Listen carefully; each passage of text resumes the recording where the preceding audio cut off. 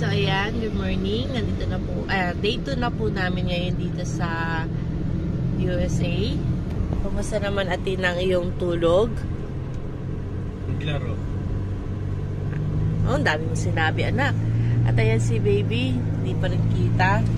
So, ayan, ngayon na plano namin mamasyal. Kasi sa sobrang biglaan, wala kami talagang plano. So, sila yung nagsuggest sa amin kung anong pwede namin puntahan.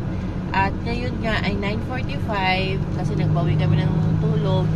At medyo maambon. Sabi nga daw may thunderstorm, 69%. So, tingnan namin kung anong magagawa namin pasyal kasi nga dun sa weather. So, una namin pupuntahan ngayon yung Elizabeth Park. So, tara, sama kayo at tingnan natin kung anong meron sa Elizabeth Park. Okay?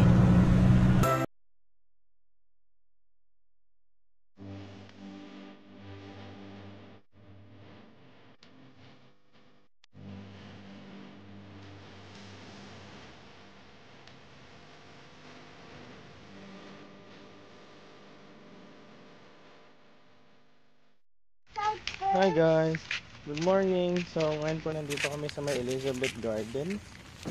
And sadly, umuulan po. So kami na lang po ni Athena yung mamamasyal. So tignan natin kung ano pong meron dito.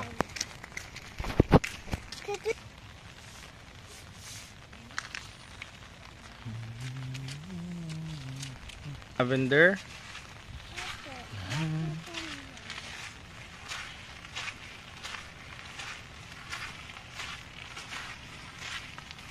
Wow. Picturean kita dyan mamaya, baby. Ang daming Canada Goose doon ako. So, ayun guys. Ako po ulit. Naglalakad lang kami ngayon. Kasi hindi kumakanta ng Rain Rain Go Away si Athena kaya umuulan. Rain! So, kakatawa dito. Marami rin pala ditong goose. Ayan oh. Mga matatapang na goose. Ayan si Athena. Oh, wala, may goose anak. Lagot ka.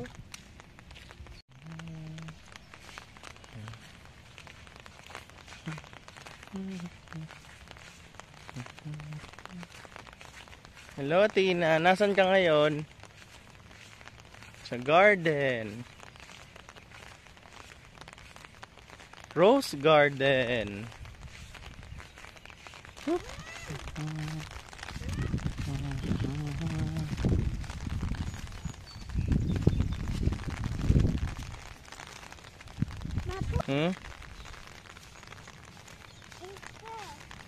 O, bawal hawakan yan. Eh, syempre.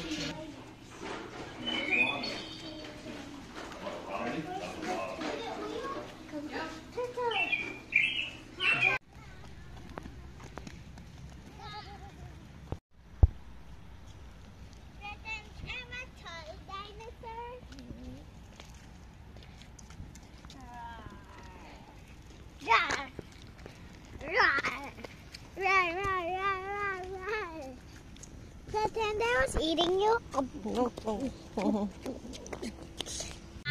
So yun guys, pumunta kami sa Dinosaur State Park. Kanina, Elizabeth Park, sila Daddy Harry na lang pumunta kasi maulan para si baby hindi na mabasa.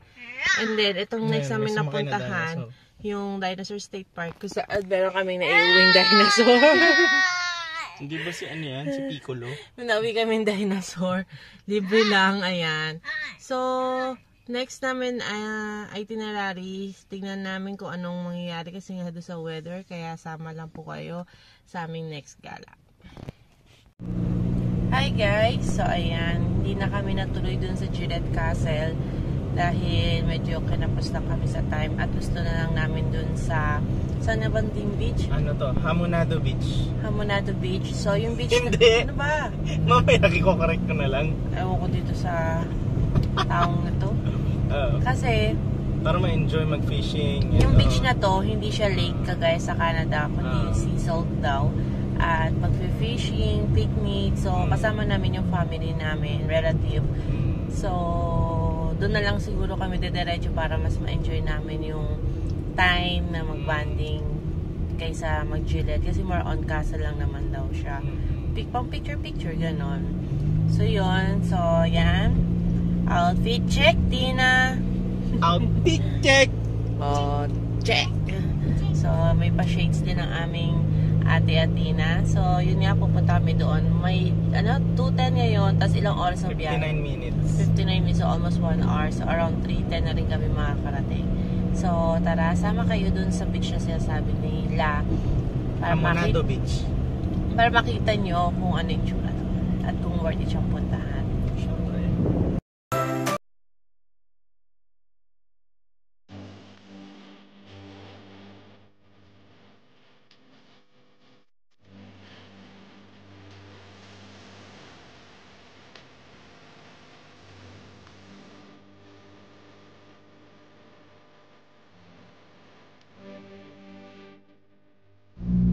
Hi guys, so ayan, Surprise! Nasa Gillette Castle na kami. Natuloy pa na kami mag-Gillette Castle kasi Ay, ang ganda ng hindi rin tulay. namin alam. Sumusunod lang kami. Malaki rin pala. Akala ko maliit. Sumusunod lang kami sa aming tour guide. So, ayun. Ano ba nagawa sa bato ng Gillette?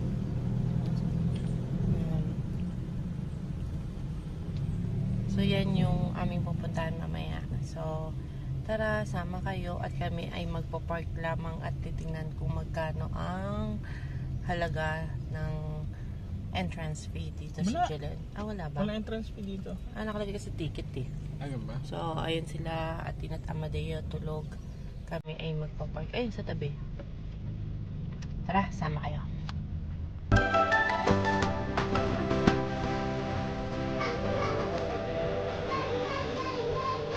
Baka nandyan si Peppa Pig.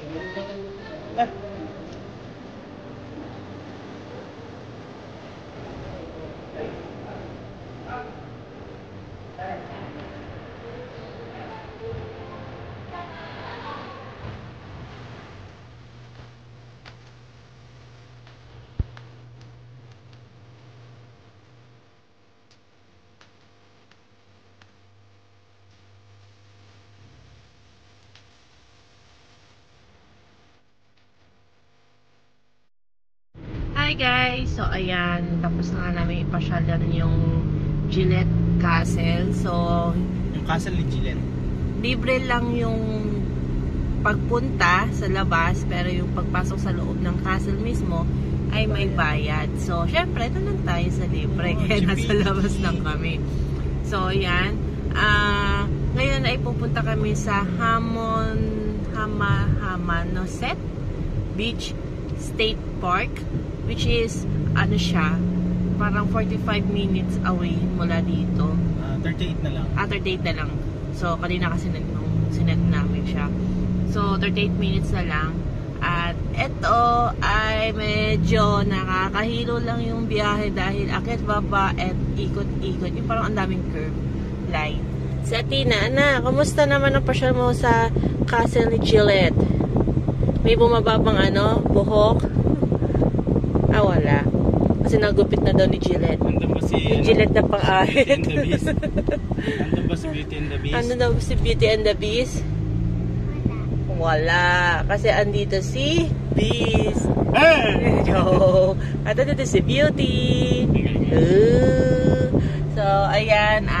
Tara ulit. Sama po ulit kayo sa aming pamamasyal dito sa day 2 ng sa Canada? Na-miss mo na. Hindi mo sabi na miss mo. Hindi na nandito sa USA. Kasi parang alam mo yun sa total ng Canada sa USA na lugar. Parehas lang.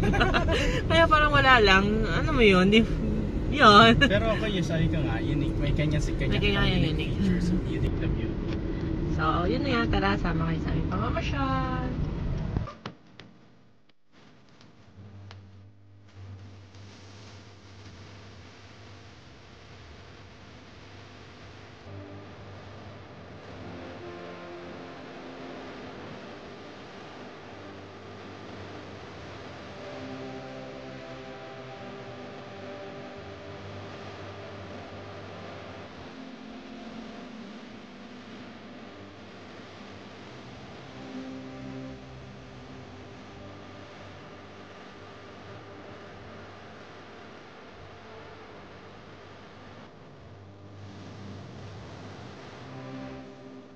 Hi guys! So ayan, dito magtatapos ang aming vlog dahil for today activity kasi uwian na. So yun nga po, ayan yung ano nga ba ulit yung pangalan sa beach na to?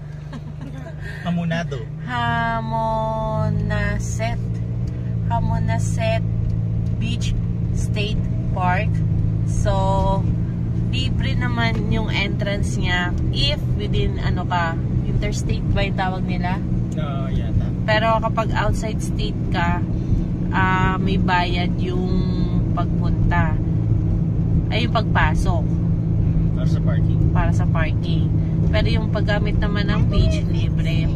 So, dito sa lugar na to, pwede rin mag-camping. May bayad nga lang siya, pero not so sure kung magkano yung bayad dito per night.